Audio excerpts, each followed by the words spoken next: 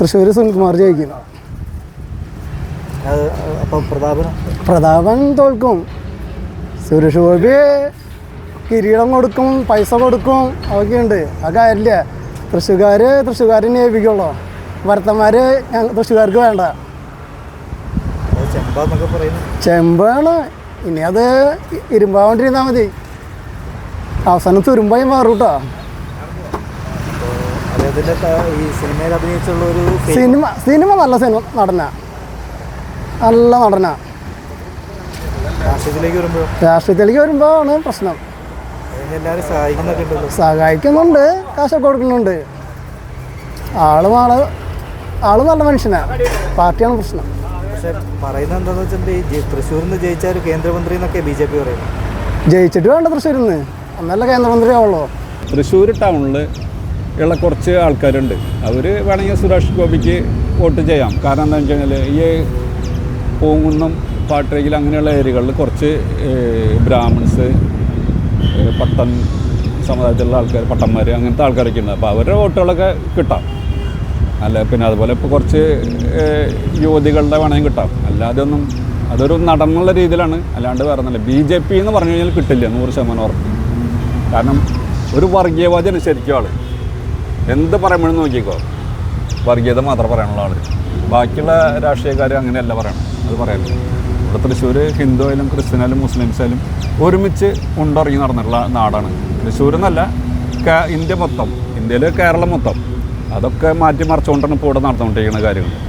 അപ്പോൾ അതിനൊരിക്കലും ജനങ്ങൾ അനുവദിക്കില്ല, അംഗീകരിക്കില്ല 100%. 2 പ്രാവശ്യം അടുപ്പിച്ച് വന്ന മോദി നമ്മുടെ പൈസ എടുത്തിട്ടുണ്ട് കേട്ടോ. അല്ലാണ്ട് മോദിയുടെ വീട്ടിൽ നിന്ന് കൊണ്ടുവന്ന പൈസ അല്ല, നമ്മുടെ നികുതിപ്പണം എടുത്തിട്ടുള്ള ആൾ വന്നേ. എത്ര കോടി ചിലവായിട്ടുണ്ടാവും ഒരു പ്രാവശ്യം വരാനായിട്ട്. പറയണത് ഈ സുരേഷ് ഗോപിനെ ജയിപ്പിക്കാതെ ആളെ MP ആക്കിയല്ലോ.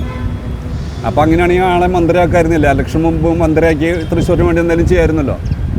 അതെന്ത് ചെയ്യാതെ ഇപ്പോൾ വാഗ്ദാനങ്ങൾ മാത്രമുള്ളൂ. അത് വെള്ളത്തിൽ വരച്ച പോലെയാണ്. വാഗ്ദാനം മാത്രമുള്ളൂ, അല്ലാണ്ട് വേറെ ഒരു കാര്യങ്ങളും നടക്കണില്ല. ആൾക്കാരെ പറ്റിച്ച് വോട്ട് പിടിക്കുക, അത് കേരളത്തിൽ നടക്കില്ല. ബാക്കി സംസ്ഥാനങ്ങളിലൊക്കെ നടക്കുന്നുണ്ട്. തൃശ്ശൂർ എനിക്കൊന്ന് താന്നാണ് പറയണത്, തരുമെന്നാണ് പറയണത്. ഞാൻ തൃശ്ശൂരിന് വേണ്ടിയുള്ള കാര്യങ്ങളൊക്കെ ചെയ്തു വച്ചിട്ടുണ്ട്. എന്ത് ചെയ്തു വച്ചിട്ടുണ്ട്? ഈ ഇലക്ഷൻ വരുന്ന ആൾ മുമ്പ് ചെയ്യാറുന്നില്ല. അങ്ങനെയാണെങ്കിൽ ആൾ പറഞ്ഞ പോലെ തന്നെ അത് മാത്രമേ എനിക്കും പറയാനുള്ളൂ. അതന്നെ സെയിം, ഒരു വ്യത്യാസമില്ല.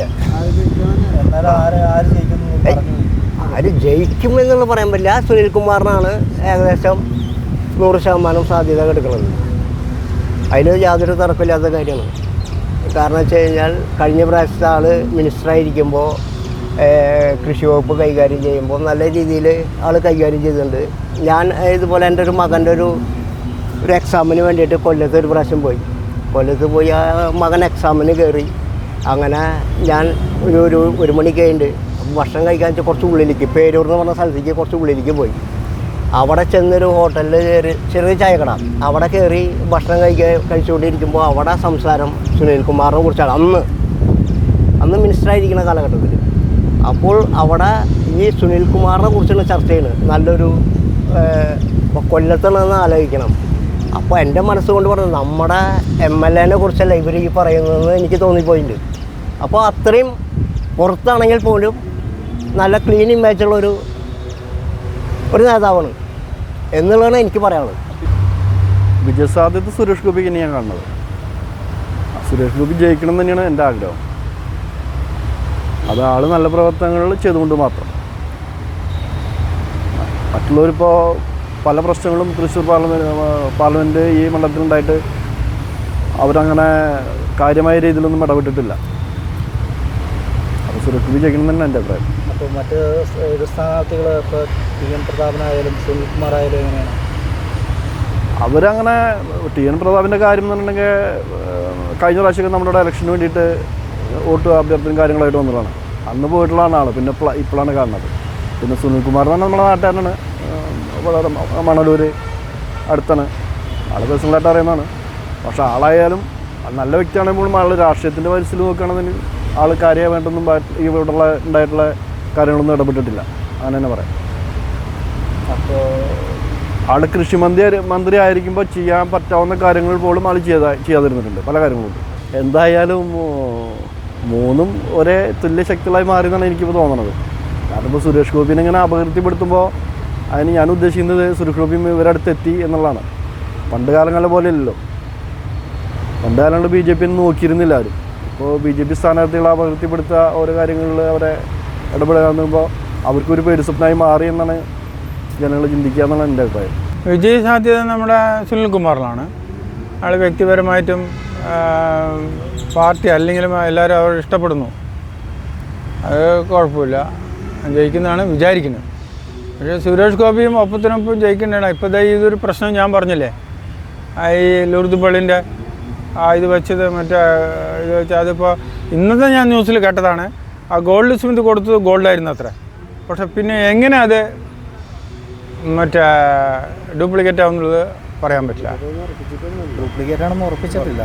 പള്ളി കമ്മിറ്റി കൂടണേ ഉള്ളൂ, അത് എന്താണെന്നറിയാം. അപ്പോൾ ന്യൂസിൽ ഇന്ന് രാവിലെ പറഞ്ഞതോ പക്ഷെ ഒരിക്കലും അത് സ്വർണ്ണം അല്ലാന്ന് പറഞ്ഞിട്ടില്ല. പക്ഷെ അതൊരു സംശയം ഇലക്ഷനിൽ പ്രതിഫലിക്കും. ഞാൻ ഇപ്പോൾ ഒന്നും തോന്നരുത്. എന്തെങ്കിലും ഇപ്പോൾ ഞാനൊരു വാർഡിൽ നിൽക്കുകയാണ്, എൻ്റെ ആ വാർഡിൽ നിൽക്കുകയാണ്. ഞാൻ എന്തെങ്കിലും ഒരു ചെറിയൊരു കൂട്ടുകെട്ടിൽ ഒരു കള്ളക്കേസിൽ എന്തെങ്കിലും പെട്ടുപോലെ അത് ബാധിക്കില്ലേ? ഉണ്ടല്ലേ? അപ്പോൾ ഇത് മറ്റ് 2 സ്ഥാനാർത്ഥികൾ പ്രതാപനും സുനിൽകുമാറും ഇവിടെ ഉള്ളവർ തന്നെയാണ്, വളരെ കാലമായി ജനങ്ങൾക്കിടയിൽ നിൽക്കുന്നവർ തന്നെയാണ്. ഇവർക്കുള്ള പ്ലസ് പോയിന്റ് പ്രതാപനൊക്കെ കണക്കാണ് എൻ്റെ അഭിപ്രായട്ടോ.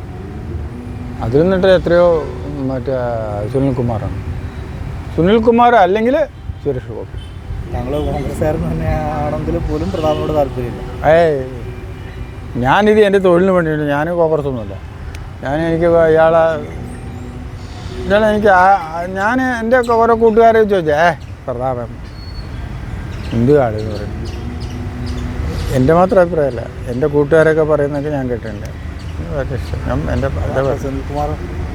സുനിൽകുമാറോ അയാൾ ആര് പറഞ്ഞാലും ഞാൻ വ്യക്തിപരമായി പറയില്ല. അയാൾ എന്തെങ്കിലും പറഞ്ഞാലും എന്തിലും ഒരു കൂടെ നിൽക്കുന്ന ഒരാളാണ്. CPM ആയതുകൊണ്ടല്ല, ഡീസൻ്റാണ്, വളരെ ഡീസൻ്റാണ്, സിമ്പിളാണ്. നിങ്ങളൊരു ഇതിനൊരു ഭക്ഷണത്തിന് വിളിച്ചാലും അയാൾ വേണമെങ്കിൽ നമ്മുടെ കൂടെ വന്നിരുന്ന് കഴിക്കും. ഇവിടെ വന്ന് വേണം ഒരു ഭക്ഷണം വെച്ച് ചേട്ടാ വരുമോ പിന്നെന്താ എന്ന് പറയുള്ളൂ. അല്ല, തൃശ്ശൂർ ഇപ്പോഴത്തെ ഒരു ഇത് നോക്കുകയാണെന്നുണ്ടെങ്കിൽ ഡെഫിനറ്റ്ലി അത് സുരേഷ് ഗോപിനെ ആയിരിക്കും ജയിക്കുള്ളൂ. കാരണം ഇന്നത്തെ ഒരു അവസ്ഥ വെച്ച് നോക്കുകയാണെങ്കിൽ തൃശ്ശൂർ ഏതൊരാളും ഏറ്റവും കൂടുതൽ സപ്പോർട്ട് ചെയ്യുന്ന ഒരു വ്യക്തി സുരേഷ് ഗോപിയാണ്. അപ്പോൾ നമ്മൾ പല കമ്മ്യൂണിറ്റിയിലുള്ള ആൾക്കാരായിട്ട് നമ്മൾ സംസാരിച്ചത്, കാരണം നമ്മുടെ കൂടെ വർക്ക് ചെയ്യുന്ന ആൾക്കാർ അവരെല്ലാവരും സുരേഷ് ഗോപിക്ക് വോട്ട് ചെയ്യാൻ തയ്യാറാണ്.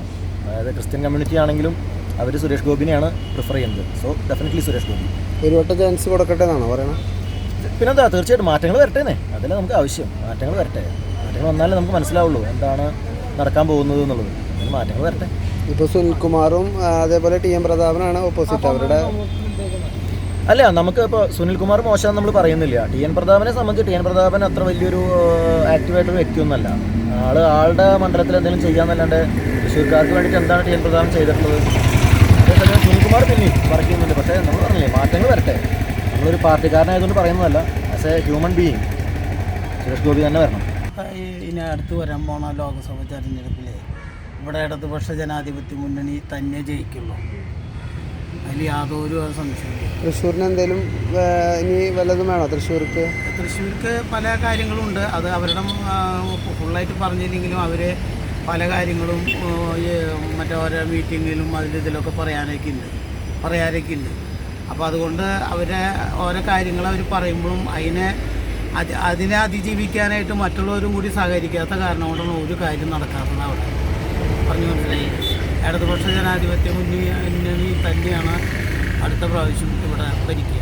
സുരേഷ് ഗോപിയും TM പ്രതാപനും എങ്ങനെ ഉണ്ടാവും? സുരേഷ് ഗോപിയും TM പ്രതാപനൊന്നും വന്നാൽ സുരേഷ് ഗോപിയുടെ നാട് പിടി നല്ലത്.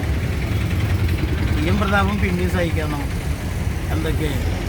പിന്നെ ഇനിയിപ്പോൾ അടുത്ത് നിൽക്കാൻ പോണത് സുനിൽകുമാറാണെന്നാണ് കേൾക്കാനുള്ളത്. എനിക്ക് കറക്റ്റായിട്ട് അറിയില്ല. അപ്പോൾ അദ്ദേഹം തന്നെ പുഷ്പം പോലെ ജയിക്കും എന്നുള്ളത് യാതൊരു വിധമുണ്ട്. സുരേഷ് ഗോപി സെക്കൻഡ് തേർഡോ അങ്ങനെ എനിക്കൊരു അഭിപ്രായമില്ല. നമ്മൾ ഇത്രയും കാലത്തെ രാഷ്ട്രീയ പരിചയം വെച്ച് നോക്കുമ്പോൾ കൂടുതൽ ഇപ്പോഴത്തെ ഒരു സാധ്യത അനുസരിച്ച് സുനിൽകുമാർ ഒരു പ്രചരണത്തിലും ഇതെല്ലാം ഒരു കുറച്ച് മുമ്പിട്ട് നിൽക്കുന്നതാണ് നമുക്ക് കാണാൻ കഴിയുന്നത്. നമുക്കറിയാം ഈ സുരേഷ് ഗോപി നല്ല നടനാണ്, പക്ഷേ അയാളൊരു നല്ല politician is not good politician, നല്ലൊരു നടനാണ്. ആ നടൻ എന്നുള്ള ഭാഗം വെച്ച് നോക്കുമ്പോൾ അയാളുടെ രാഷ്ട്രീയ നിലപാട്, നമ്മുടെ രാഷ്ട്രീയ നിലപാടിനോട് നമുക്ക് അയാളുടെ രാഷ്ട്രീയ നിലപാടിനോട് നമുക്ക് വിയോജിപ്പുണ്ട്. പിന്നെ അയാൾ മനുഷ്യരാശിയിൽ മനുഷ്യൻ്റെ മോചനത്തിന് വേണ്ടി ഒരു മനുഷ്യരുടെ പക്ഷത്തല്ല നിൽക്കുന്നത്. അയാൾ പറയുന്നത് ഞാൻ ബ്രാഹ്മണനാവും, അടുത്ത ജന്മത്തെ ബ്രാഹ്മണനാവും എന്നാണ് പറയുന്നത്. ഈ ബ്രാഹ്മണനാവും എന്ന് പറഞ്ഞാൽ തന്നെ ഇവിടുത്തെ മഹാഭൂരിപക്ഷം വരുന്ന ദലിതരും അവൽ ന്യൂനപക്ഷങ്ങളും ഇവരുടെ താല്പര്യങ്ങൾ സംരക്ഷിക്കുന്നതിന് പകരം ഞാനൊരു പർട്ടിക്കുലർ ക്ലാസിൻ്റെ ഒരു ജനാധിപത്യത്തിന് വിരുദ്ധമായിട്ടുള്ള ഒരു പ്രസ്താവന ഇറക്കുന്നതിൽ നമുക്ക് അതിൽ ഒരു വോട്ടർ എന്ന നിലയ്ക്ക് നമുക്ക് അവരോട് വിയോജിപ്പുണ്ട്. നമുക്കിവിടെ തൃശ്ശൂരിനെ സംബന്ധിച്ചിടത്തോളം നോക്കുകയാണെങ്കിൽ ഒരുപാട് സാംസ്കാരികമായിട്ടുള്ള ആളുകൾ വന്നു പോയിട്ടുള്ള സ്ഥലമാണ്, വളരെയധികം ഫേമസ് ആയിട്ടുള്ളൊരു ഏരിയ ആണ്. എന്നാൽ ഇവിടെ രാഷ്ട്രീയ പാരമ്പര്യം നോക്കുകയാണെങ്കിൽ ഓരോ വർഷവും അല്ലെങ്കിൽ ഓരോ തവണയും മാറി മാറി വരുന്ന രാഷ്ട്രീയ സാഹചര്യങ്ങൾ നമുക്കിവിടെ കാണാം. ഈ ഓരോ രാഷ്ട്രീയ സാഹചര്യത്തിലും ഓരോ തരത്തിലുള്ള വാഗ്ദാനങ്ങൾ നമുക്ക് നൽകുന്നു. ഈ ഒരു വാഗ്ദാനങ്ങളും ശരിക്കും നോക്കുകയാണെങ്കിൽ നിറവേറ്റപ്പെടാതെ പോകുന്ന സിറ്റുവേഷൻ ഉണ്ട്. കാരണം ഓരോ വോട്ട് മേടിക്കാൻ വേണ്ടിയിട്ട് നൽകുന്ന വാഗ്ദാനങ്ങളാണ് കൂടുതൽ നമ്മൾ കണ്ടിട്ടുള്ളത്. എന്നാൽ കൊടുക്കുന്ന വാക്ക് പാലിക്കുന്ന രീതിയിലുള്ള ഒരു രാഷ്ട്രീയ പ്രവർത്തനം നമുക്ക് വളരെ ചുരുക്കം മാത്രമേ കാണാൻ സാധിച്ചിട്ടുള്ളൂ. എന്നാൽ ഇന്ന് നമുക്ക് സുരേഷ് ഗോപിയെ സംബന്ധിച്ചിടത്തോളം മുൻകാലങ്ങളിൽ ഇവിടെ നിൽക്കാൻ ശ്രമിക്കുകയും അദ്ദേഹം തോറ്റുപോവുക അല്ലെങ്കിൽ ഇവിടുത്തെ ജനങ്ങൾ അദ്ദേഹത്തെ തോൽപ്പിക്കുകയും ചെയ്തിട്ട് പോലും അദ്ദേഹം കൊടുത്തിട്ടുള്ള വാക്ക് പാലിക്കാൻ ശ്രമിച്ചു എന്നത് വലിയൊരു ഗുണമേന്മയാണ്. അത് തിരിച്ച് ഇനി വരുന്ന കാലഘട്ടത്തിലും അദ്ദേഹം ഒരു MP ആയിട്ട് ഇവിടെ വരികയാണെങ്കിൽ തീർച്ചയായിട്ടും തൃശ്ശൂരിനെ സംബന്ധിച്ചിടത്തോളം അദ്ദേഹം പറഞ്ഞിട്ടുള്ള എല്ലാ വാക്കും പാലിക്കുമെന്നുള്ള വിശ്വാസം നമുക്ക് ആളുകൾക്ക് നൽകുന്നുണ്ട്. അതുകൊണ്ട് തന്നെ തീർച്ചയായിട്ടും അദ്ദേഹം ഇവിടെ ജയിച്ച് കാണണമെന്ന് ആഗ്രഹിക്കുന്നു. ഇലക്ഷൻ ഇനിയിപ്പോൾ നമുക്ക് വരണത് കാണണം. സുരേഷ് ഗോപി നമ്മുടെ അങ്ങനെ ആൾക്കാർ കിട്ടല്ലോ. സുരേഷ് ഗോപിനാണ് ഇപ്പോൾ എല്ലാവരും നോക്കണേ. ആളിങ്ങനെ കുറേ സഹായങ്ങൾ ചെയ്യുന്നുണ്ടല്ലോ. ഇപ്പോൾ ശക്തനിലായാലും അങ്ങനെ ബാക്കി പിന്നെ വരുമ്പോൾ തന്നെ അറിയാം. ടി എം പ്രതാപിൻ്റെ കേസ് നമുക്കങ്ങനെ അറിയില്ല. സുനിൽകുമാർ കുഴപ്പമില്ലാത്ത നല്ല മനുഷ്യനാണ്. ആൾ വന്നു കഴിഞ്ഞാൽ എന്തായാലും മാറ്റങ്ങളുണ്ടാവും, അത് ഉറപ്പാണ്. പിന്നെ എല്ലാവരും നോക്കണം സുരേഷ് ഗോപിയുടെ ഒരു കേസാണ്. സുരേഷ് ഗോപി അത് വന്നാൽ തന്നെ അറിയുള്ളൂ. ഇങ്ങനെ സഹായങ്ങൾ ചെയ്യുന്നുണ്ട്, അതൊക്കെ. ബാക്കിയുള്ളത് ആൾ ഇപ്പോൾ മാറ്റങ്ങൾ എന്താണെന്നുള്ള ആൾ വന്ന് കഴിഞ്ഞാൽ തന്നെ അറിയാൻ പറ്റുള്ളൂ.